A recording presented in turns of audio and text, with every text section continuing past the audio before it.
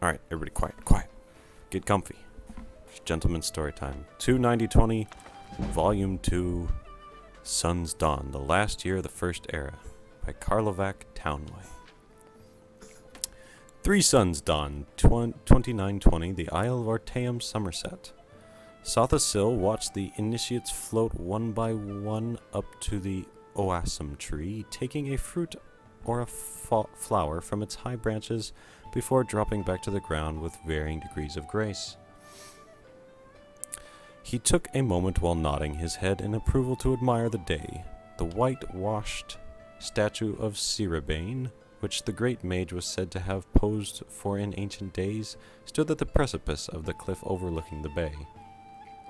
Pale purple prosciutto flowers waved to and fro in the gentle breeze, beyond ocean and the misty border between Artaeum and the main island of Somerset. By and large acceptable, he proclaimed, as the last student dropped her fruit in his hand.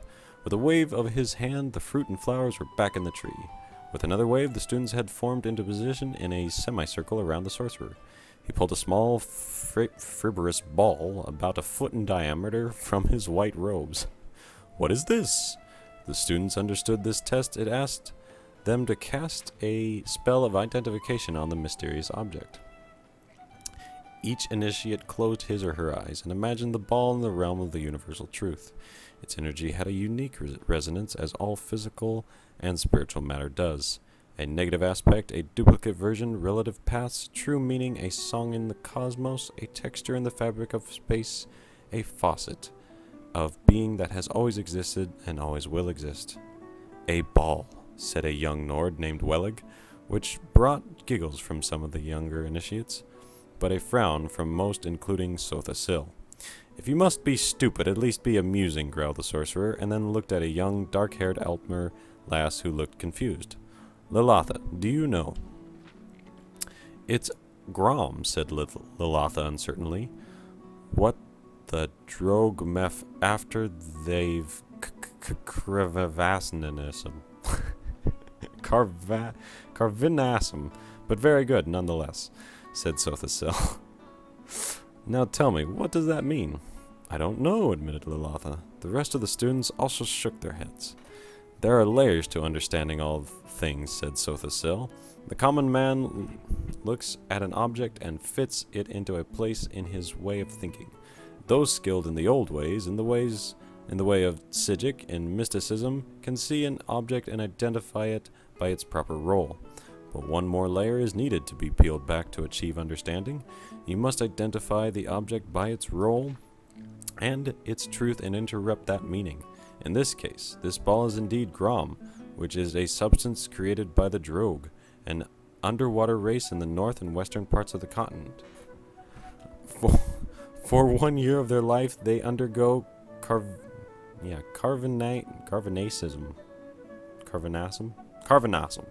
when they walk upon the land. Following that, they return to the water and meth, and devour the skin and organs they needed for land dwelling. Then they vomit it up into little balls like this. Grom. Droog vomit."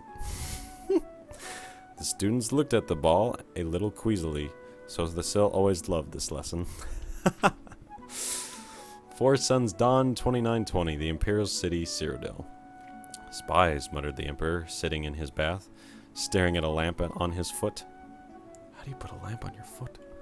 "All around me, traitors and spies."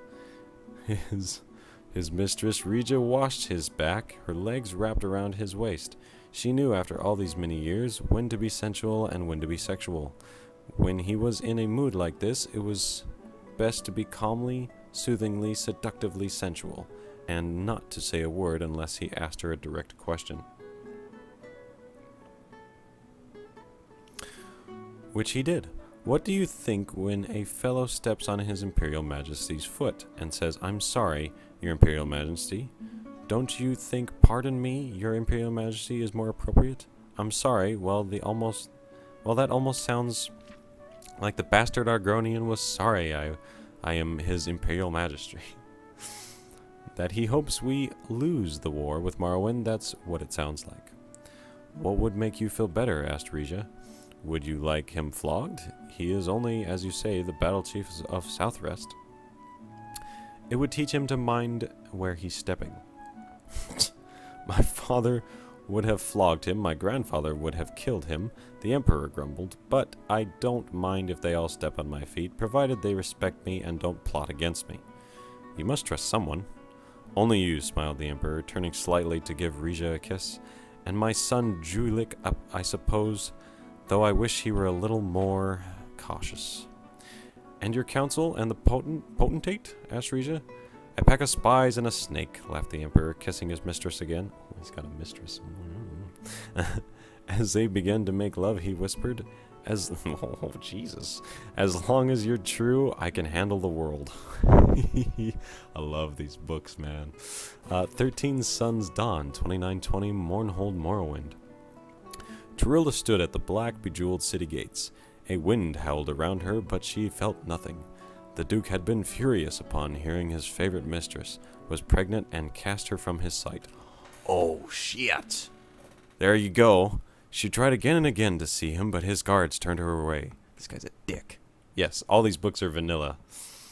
Finally, she returned to her family and told them the truth. If only she had lied and told them she did not know who the father was. A soldier, a wandering adventurer, anyone. But she told them the father was the Duke, a member of the House of Indoril. And they did what she knew they would have to do, as proud members of the House Redoran. Upon her hand was burned the sign of expulsion. Her weeping father had branded on her. Oh. You don't need to read more of these. I will read them for you, Shiny Afro Ninja. They're amazing. But the Duke's cruelty hurt her far more. She looked out the gate and into the wide winter plains. Twisted sleeping trees without birds? No one in Morrowind would take her in now. She must go far away. With slow, sad steps, she began her journey.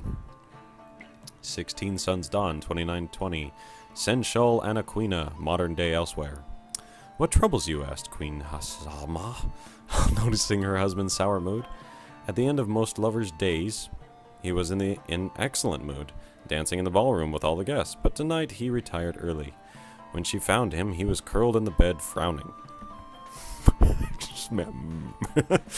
That blasted bard's tale about Puladir and Aloysa put me in a rotten state, he growled. Why did he have to be so depressing? But isn't that the truth of the tale, my dear? Weren't they doomed because of the cruel nature of the world? It doesn't matter what the truth is. He did a rotten job of telling a rotten tale, and I'm not going to let him do it anymore. King Drozel sprang from the bed. His eyes were rheumy with tears. Where did they say he was from again? I believe Gilderdale, in easternmost Valenwood, said the queen, shaken.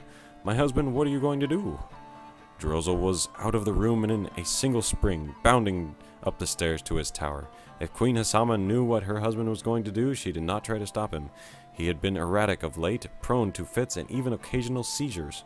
But she never suspected the depths of his madness and his loathing for the bard and his tale of the weakness and perversity found in mortal man. Ba-ba-bum. 19 Suns Dawn, 2920 Gilverdale, Valenwood. Listen to me again, said the old carpenter. If... Dumbledore dies. If 3 holds worthless brass, then cell 2 holds the gold key. If cell 1 holds the gold key, then cell 3 holds worthless brass. If cell 2 holds worthless brass, then cell 1 holds the gold key. I understand, said the lady. You told me, and so cell 1 holds the gold key, right? No, said the carpenter. Let me start from the top. Mama, said the little boy, pulling on his mother's sleeve. Oh, it's little Conan. We'll say this is Conan right here. This is the little boy, Conan. Just one moment, dear. Mother's talking, she said, concentrating on the riddle. You said cell 3 holds the golden key if cell 2 holds worthless brass, right? No, said the carpenter patiently. Cell 3 holds worthless brass if cell 2... Mama, cried the little boy. His mother finally looked. A bright red mist was pouring over the town in a wave, engulfing building after building in its wake. Striding before was a red-skinned giant, the Daedra Moloch Ball. He was smiling. Damn, this book is getting good, dude. Holy shit. 29 Suns Dawn, 2920 Gilverdale, Valenwood. Almalexia stopped her steed in the vast moor of mud to let him drink from the river. He refused to, even seemed repelled by the water. It struck her as odd. They had been making excellent time from Mournhold, and surely he must be thirsty. She dismounted and joined her retinue. Where are we now? She asked. One of her ladies pulled out a map. I thought we were approaching a town called Gilverdale. Almalexia closed her eyes and opened them again quickly. The vision was too much to bear. As her followers watched, she picked up a piece of brick and a fragment of bone and clutched them to her heart. We must continue on to Artium, she said quietly. The year continues in first seed. Oh shit. And that's the end of the book. Ba-da-da-dun. To be continued tomorrow.